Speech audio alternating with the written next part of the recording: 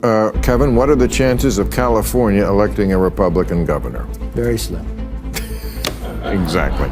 I know a Democratic Socialist is that's Mamdani, who's a straight-up communist. As communism is easy to sell. You just promise people free stuff. Until a few years, you're living in squalor with no free home, no free food. You're just sitting there with a whole bunch of communists looking around and saying, what the heck happened? And that the World Cup has brought to our shores all these people who are doing Americans the service of reminding us, just when we needed it on our big 250 birthday, that actually this place is kind of awesome. Bill Maher and Stephen A. Smith completely dismantled the Democratic Party's leadership, starting with Gavin Newsom and Zohran Mamdani, calling them out for pushing communist ideas that they believe are taking our country in the wrong direction. And trust me, this is one of the craziest videos you will watch. At the end of this video, I will show you a newly released clip where Zohran Mamdani tries to lecture us about communism while directly calling out Elon Musk. You do not want to miss it. Hit that like and subscribe button, and let's get right into it. I want to emphasize, you're a Republican, you're a member of the GOP, you're somebody that's focused on the economy, I ain't got no problems with you. You somebody that wanted our border closed because Biden left the border open, I ain't got no problem with you. As far as I'm concerned, the liberals and Democrats need to shut the hell up on that issue. When Obama deported 3.1 million people, you ain't say anything. You had networks doing features on ICE.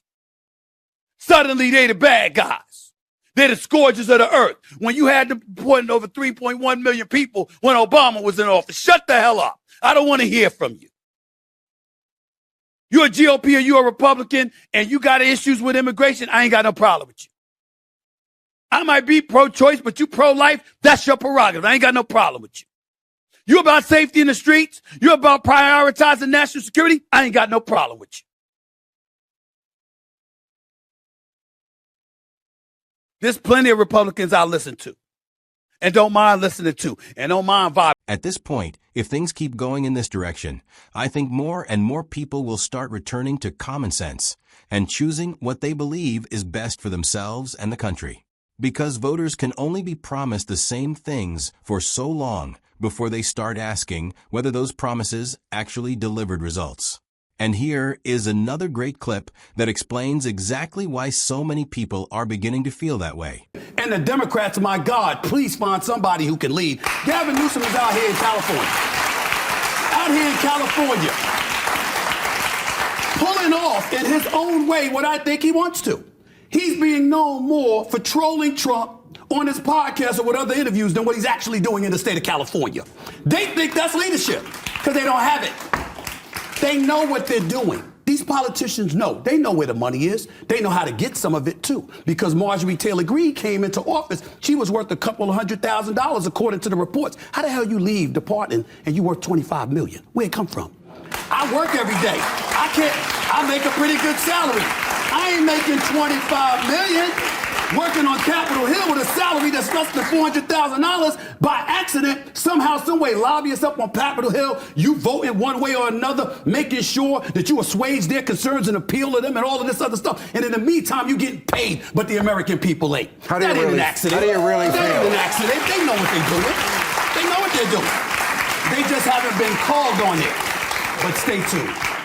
One thing where we have a disagreement. If you have a fundamental values disagreement with an organization, then you shouldn't take their money. It's just hard for me to comprehend how we can hear someone on Capitol Hill saying, I have a fundamental disagreement with this one issue. As far as I'm concerned, there should be an abundance of issues that you fundamentally disagree with somebody about, considering the politics that go on Capitol Hill and the inordinate amount of issues that have to be addressed. I'm not saying that wasn't serious. I get that part. I'm just saying it's hard to imagine that one issue would do that, but okay, that's you. It's hard to, I mean, frankly, I think a larger issue for people is if you are, and this is separate from your reason to do so, but if people are in a fad-based way deciding, oh, is this unpopular? Is this going to get me less likes? And I will then stand for that.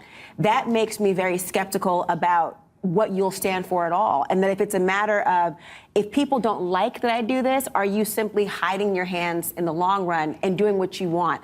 I'm very, very skeptical of any politician who decides what they believe in based on what people give them likes for. But what shocks me even more is that so many people still refuse to accept what is right in front of them. We are seeing it again in the Los Angeles mayoral race. Instead of choosing who they believe is the best candidate, many people seem willing to support whoever follows the party line without asking tough questions or thinking independently. And this next clip explains that point better than I ever could. Conspiracy theories, that they know.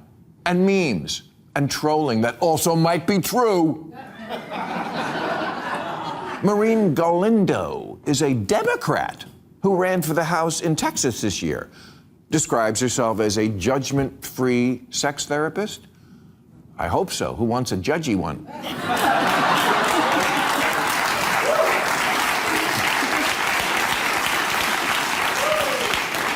What would that be? Well, plainly, your dick's too small. Okay, so she's judgment-free, namaste. But she's also said during the campaign she wants to turn the ICE detention center in her district into a prison for Zionists and ICE officers. But she says, putting Zionist billionaires in prison does not mean putting all Jews in internment camps. So a moderate. I guess she thinks she's progressive? Because hating ICE, okay, check, and hating Jews, sure, that's progressive now. But concentration camps? I associate that more with conservatives. Is that just me? Crazy. It's just not a deal breaker anymore for running or serving. The Secretary of Health keeps a freezer full of roadkill. Even the worm in his brain is like, I'm not eating that. This clearly shows how we are failing as citizens. At this point, it feels like they do not even know who to elect anymore, because every candidate they put forward ends up becoming a disappointment or a joke. And yet, they still believe they can break through in the midterms and take back the Senate. The Democrats can likely take back the Senate in November if they win Maine. But their local candidate official now up there is, after the primary this week, let's just say, a guy who has a backstory that screams, don't ask. Now, I don't judge Graham Plattner because I'm just learning who he is. Problem is, so is he. What I do know is he served his country in the Marines, in war, and you can never discount how big that is. But then there's the sexting while married, scary behavior, so say some of his exes, old posts about how he's a communist, and all cops are bastards, and black people don't tip. Well, they don't tip cops, I can understand that. And this is the man they are getting ready to elect. And it is not just Bill Maher who thinks this way. Stephen A. Smith has also said that these current elections are being driven by people who are not using common sense. And that is exactly why candidates like this keep getting elevated. Just listen to what he has to say. Democrats, let's have just a speck of empathy for them in this regard.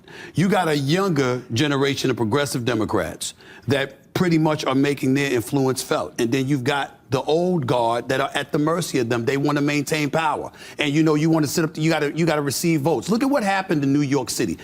No disrespect, but do we really think that Zohran Mamdani was the most qualified candidate to be mayor of New York City? Come on now, we know better. I'm wishing him well.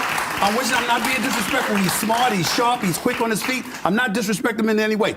But he had never done anything. You got a governor, a former governor, who was a 3-term governor, coasting to his fourth before the scandal hit. You boot him out of office. He's qualified to get your support for 3 terms, en route to 4, to run the state. But you don't want to run in the city. And you're going to hand the reins to a 33-year-old who's also a communist. Okay. I mean, and I'm not saying that as a slur. All right. I'm saying that's his political view. It's a view you're allowed to have in this country, and people are allowed to vote for it. So you have people that don't mind that, and they want that in this country. And unfortunately, if you're a Chuck Schumer or some of the old guards, you're at the mercy of all of that, still trying to stay in office, knowing that you got voters out there that would support that ahead of you. I mean, Bill Maher also pointed out that they even failed to keep the president safe. He argued that the warning signs were obvious, and that anyone paying attention could have seen the security failures. And for those on the left who still do not understand what he's talking about, here is the visual that explains his point.